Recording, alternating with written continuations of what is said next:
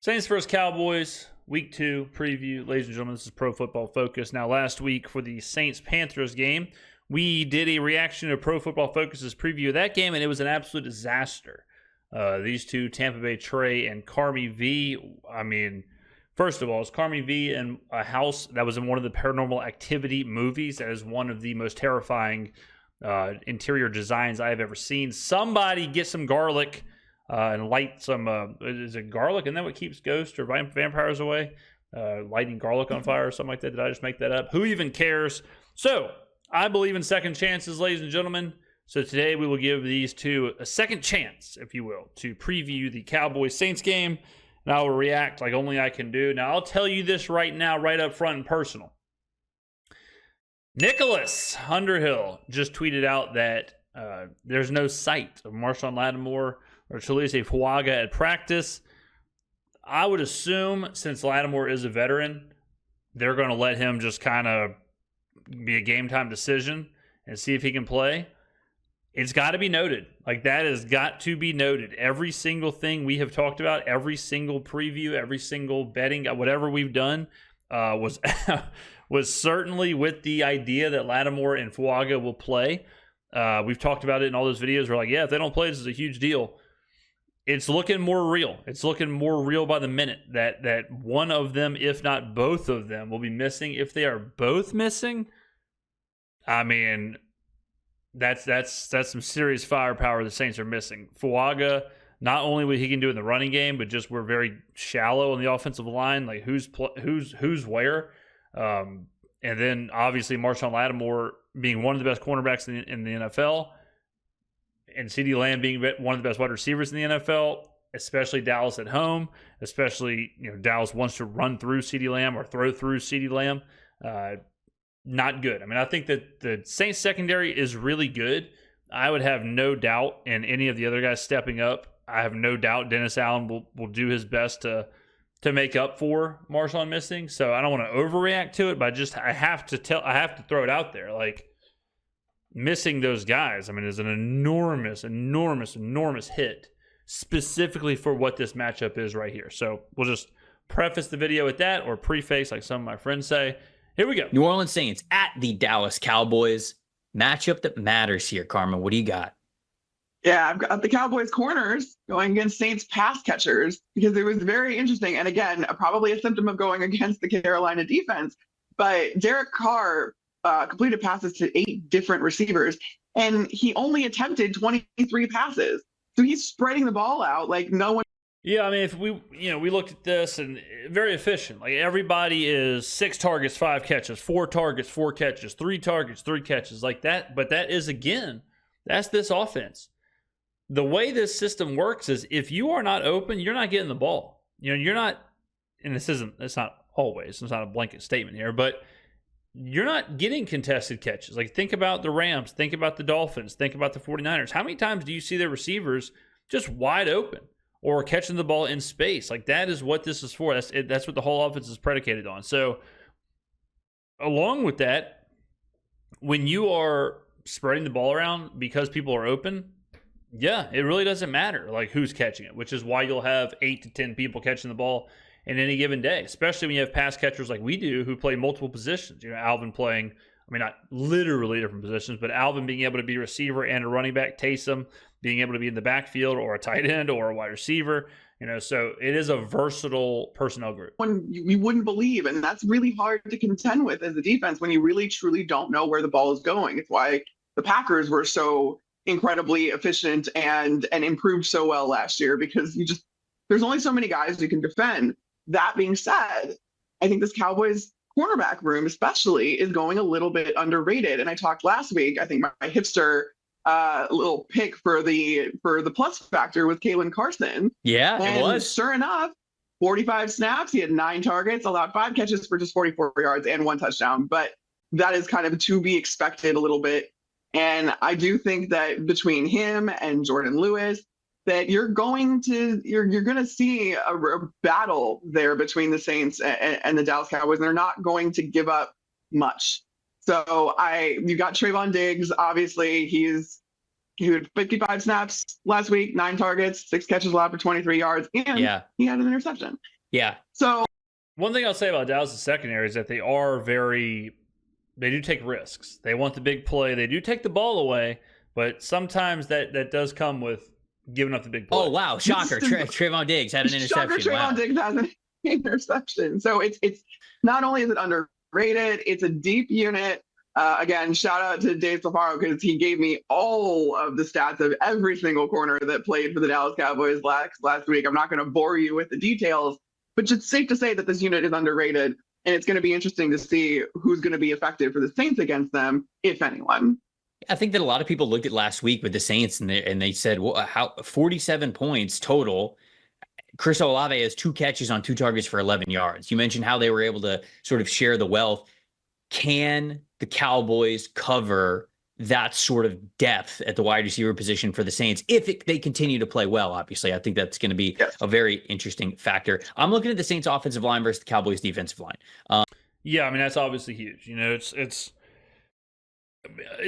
two very easy and obvious kind of ways to get at this. The first way is the Saints want to run the football. The Saints offense is run first, play action. They have to be able to run it.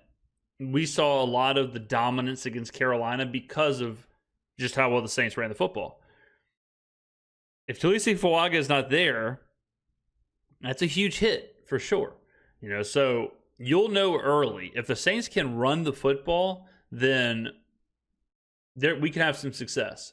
If they're getting, and Kubiak talks about this all the time, but if you're getting in 2nd and 10 and 3rd and 10 or 3rd and 8 or those kind of down and distances and you're losing the down, that's when things fall apart. So that's one of the first things you need to watch for is what kind of push is that offensive line getting in the run game? What kind of holes are being opened up? Is it there?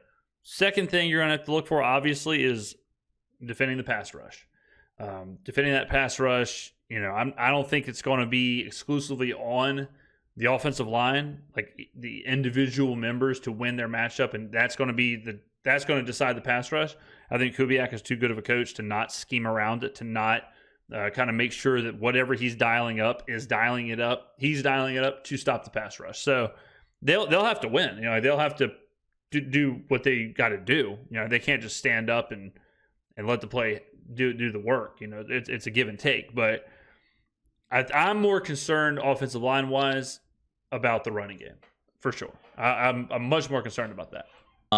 No shock that the Cowboys defensive line played well as well. Led the NFL with 37 pressures in week 1. Micah Parsons alone had 11, which is awesome. Yeah. And I know that the reason why this is kind of a matchup for me is the Cowboys defensive line playing well is not a shock. Right. No. How well the Saints offensive line played is a shock when you look at how few pressures they had. They allowed the fewest pressures, just 2 in pass protection as a total team.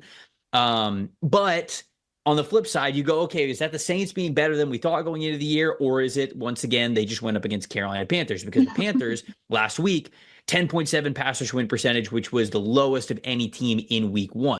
No, we did hear all last week how the Carolina Panthers had a revamped, retooled, and a good defense / defensive line. So it depends on who you ask. But I think it's a little bit of column A, a little bit of column B.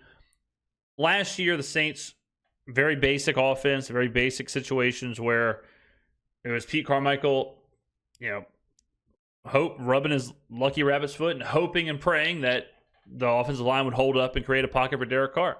That's not the case anymore. So I think a lot of that win rate, a lot of the lack of pressures being allowed is because of the efficiency and the creativity of this offense. We're going to have to dial that up to 1,000,000, especially if Talisi Fuaga is not on the field. It will have to be, scheme isn't going to fix everything, but it is mostly up to this scheme, mostly up to this coaching staff to figure out how they can neutralize the best they can the Dallas defensive line. So which one was it? That's why the matchup that matters is with the Saints offensive line. And specifically, if we go into my plus factor here, the player that I'm watching is Trevor Penning, their right tackle, because Penning had the best single game passing grade of his career over the last 2 years. He was a rookie last year, so I know it's not a huge sample size, but 76.8 pass blocking grade last week against Carolina. That's the best he's ever had in a single game. Now, You get to go up against Micah Parsons a lot. So did you truly improve, or did you just happen to go up against one of the worst defensive lines in the NFL? It might be a baptism by fire here with the with the Cowboys facing the Saints offensive line, but I am very intrigued to see if, because like Talise Fuanga played well as well, like Eric McCoy played well, the whole unit for the Saints played really well. What's it like now going up against one of the best defensive lines in football? So Penning is my plus. Yeah, I mean, like I said, like it's not a shock that Trevor Penning had the best game of his NFL career in that game against Carolina. And I have to smirk every time I hear people in the aftermath of that game saying, well, it's the worst defensive line in football. Well, it's this. Well, it's that. Where 24 hours before, I was fielding a million questions or all I heard was how good the defensive line was. All I heard was how good the defense was. Again, Colin Cowherd and Ben Kurt got on their YouTube channels and said that the Carolina Panthers had a top 5 defense. So I have to laugh now that, the game is over. Everyone's like, well, yeah, of course it was the worst defense in the NFL. It's like, man, crazy. But and that's kind of what I'm saying with the scheme thing. Like, it's like the angel on my shoulder, devil on my shoulder, where on one hand I'm thinking like, okay, the scheme's got this. Kubiak has this. This is all factored in. This is the point. Like the point of this offense, the point of this offensive line, the point of this scheme is for moments like this. But on the other side, it's like, yeah, but I mean, you're getting down to like, who the hell are who are these people? Like Talise Fuaga's out, you're already shallow. Like, is it now too much? Is it now too much? If he's out, is it now too much for the scheme to handle? Is it too much now for it to handle? And will it just kind of concave on itself and we're going to see the offensive line just get absolutely embarrassed? As long as it isn't, like I said, ladies and gentlemen, I think you'll know pretty quickly. Like if at the beginning of the game, the Saints are not able to run the football and they just don't have an answer for Micah Parsons. They don't have an answer for the defensive line. Then I think it could get ugly for sure. But I do have faith. I mean, I do have faith in Kubiak. It's just, he's proven me right in every single way so far. But now I fear that if Fuaga's out, then I fear that the odds may be stacked against him. Factor, and the Saints offensive line versus the defensive line is my matchup that matters. Who is your plus factor in this one? Yeah, I think we're really going to find out who the Saints are this week, and if we can take what they did against Carolina Panthers seriously. And to me, that starts and ends with Paulson Adebo or Kool-Aid McKinstry going against CeeDee Lamb. Yeah, CeeDee Lamb was 30% of the Cowboys' offense last year. That hasn't changed because they don't have a true number 2. I know they have Brandon Cooks and they're hoping. Yeah, but she's right. Like, if you go look at CeeDee Lamb, you go look at the Dallas Cowboys, it is real obvious what they want to do. I mean, they go through him. He gets the 10 to 15 targets a game. It's kind of wild to see in today's NFL, but it is as pitch and catch as it gets. Like, it's just Dak Prescott finding CeeDee Lamb. That's it. They're so confident in that, they're willing to roll out Ezekiel Elliott and Rico Dowdle. Like they're willing to go to war with that running back room because they have CeeDee Lamb, and they're not trying to give him a Jalen Waddle. They're not trying to give him anybody else. Like Brandon Cooks is the number 2. In this game, more than likely, Jake Ferguson will not play.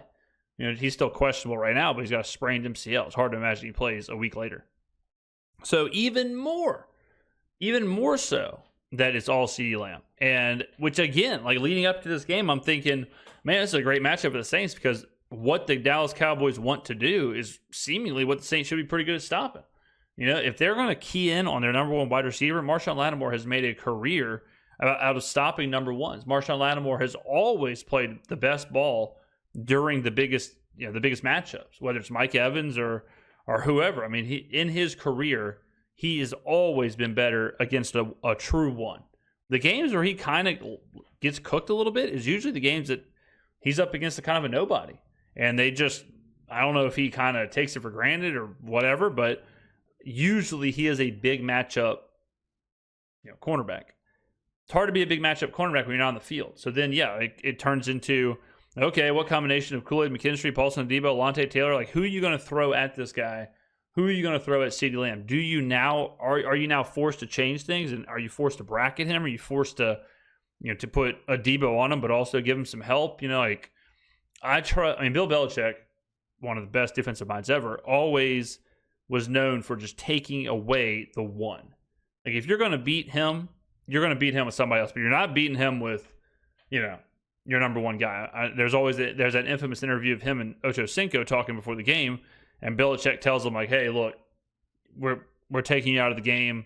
We're going to bracket you the entire time. Like, you have the night off. And Ocho Cinco was like, damn, and it's exactly what happened. So I think Dennis Allen is a good enough defensive coordinator that he's not going to let CeeDee Lamb have 10 catches for 180 yards and 2 touchdowns just because Marshon Lattimore's out. Now, obviously, when you shift that much attention over to somebody and you need to use multiple people because Marshon Lattimore's out, that does open up holes for everybody else. But as far as I'm concerned, if Brandon Cooks and who the hell ever the backup tight end is and Ezekiel Elliott, if they beat you, they beat you. Sure. But I will be not a happy bunny if CeeDee Lamb ends up beating us. I would hope Dennis Allen, just like Clint Kubiak, I would hope Dennis Allen has a plan for that. Hoping that he kind of returns to form of 2 seasons ago, now 3 seasons, I guess, when the last time he had 1,000-yard season. Mm-hmm. But now, you also have CeeDee Lamb running the ball. The Cowboys used him on 3 different rushing attempts out of the backfield, and he got 25 yards last week. Love it. Not only do you have to contend with CeeDee Lamb on the outside, who there is very few guys better than nabbing those contested catches and then creating separation and length and all of those kinds of things, but also, by the way, he's really fast. And he's also behind a really good Cowboys offensive line when he's running.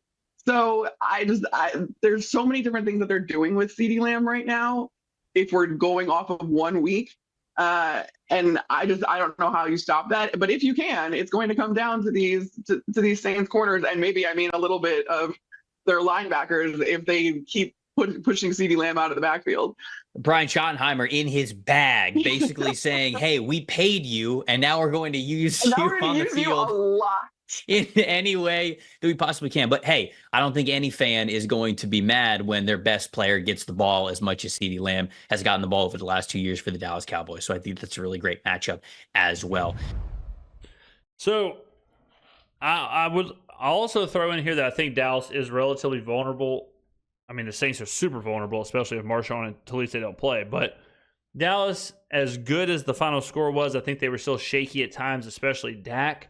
They're still, I think, getting into the flow of things. So, if the Saints' defensive front, if Chase Young, if Carl Granderson, if Cam Jordan can get after Dak, make him uncomfortable, and if we see the same level of inefficiency that we had last week from Dak, I'm not afraid of Ezekiel Elliott running the football at all. He's going to prove me wrong. Bottom line, I'm drawing a hard line in the sand. I just think he's washed. If he has 15 carries for 80 yards, then it is what it is. But I will take my chances with Rico Dowdle and Ezekiel Elliott. It's up to, that's another part of the secondary thing where, okay, Marshon's out. Let's say he is out. He's not out right now. But if Marshon's not playing, the defensive line is going to have to get pressure on Dak. They're going to have to help out the secondary. They're going to have to help out some of these guys. I have full faith in McKinstry and Adebo and Taylor. I'm even though Marshon's potentially not going to be there, putting Kool-Aid on CeeDee Lamb, I'm not saying that I expect him to go lock him down, but this is kind of why you go get Kool-Aid McKinstry. This is kind of why you go get these players. And the Saints secondary, I've said, is a top 5 secondary. I've said is arguably the best secondary in the NFL. Okay, let's see. This is the time to see it. And they got players all over that field. I think roster-wise, it's close, man. It's closer than you think, personnel-wise, roster-wise, playmaker-wise.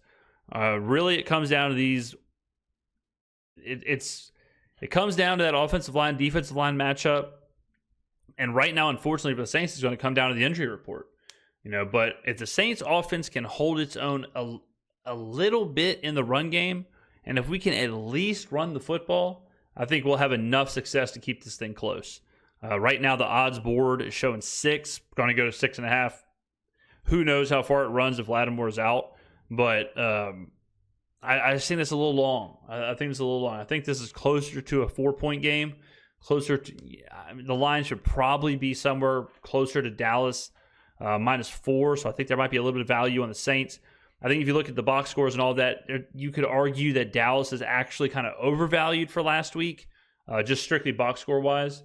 And the Saints maybe aren't getting enough credit for what they did last week. So, even right now, and part of me, honestly, this is going to be crazy, but let's say Marshon is out, and let's say the number does run to 7.5 or something. Like, let's say there's a crazy overreaction.